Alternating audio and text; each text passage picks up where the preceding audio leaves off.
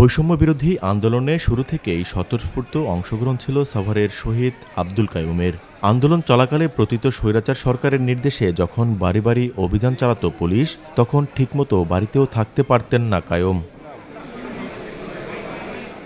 অভাব অনটনের সংসারে কাইয়ুমের সংগ্রাম শুরু হয়েছিল শৈশব থেকেই। পরিবারে দুই ভাই এক বোনের মধ্যে কাইয়ুম সকলের ছোট। বড় ভাই বিয়ে করার পর থেকেই সংসার চালানোর দায়িত্ব এসে পড়ে কাইয়ুমের কাঁধে।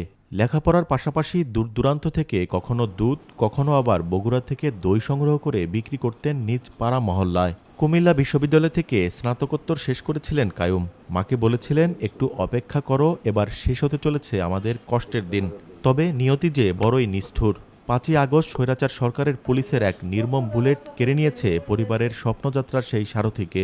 জুলাই থেকে আন্দোলন শুরু হইলো, ওই জুনে আর কি। ওই জুন মাসের থেকে আমার বলতো যে মা, আমাদের দুঃখের দিন শেষ। আবার পরিকল্পনা ছিল যে আমি লেখাপড়া শেষ করে ব্যবসা করি আর চাকরি করি, যাই করি, আমি একটু জায়গা কিনা আমার বাবা বলে বাড়ি করে।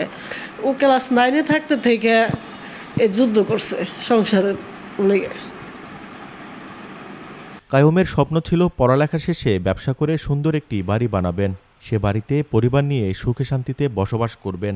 সেই স্বপ্ন অধরাই রয়ে গেল। শেষ জীবনে যে সন্তান ছিল বেঁচে থাকার অবলম্বন, তার শূন্যতায় জীবনের শেষ অধ্যায় নিয়ে এখন দুশ্চিন্তা বাবা কফিল উদ্দিনের। ছেলে থাকলে তো আমাদের কষ্ট হতো, এখন নাই, আমাদের খুব কষ্ট।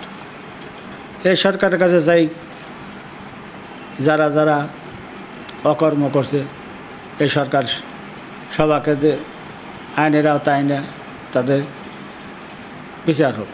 সন্তানের প্রাণের বিনিময়ে যে দেশ স্বৈরাচার মুক্ত হয়েছে, সে দেশে আগামীতে আর কেউ যেন এমন দানব হয়ে উঠতে না পারে, সেই প্রত্যাশা শহীদ আব্দুল কাইয়ুমের পরিবারের। দেওয়ান ইমন, দেশ টিভি, সাভার।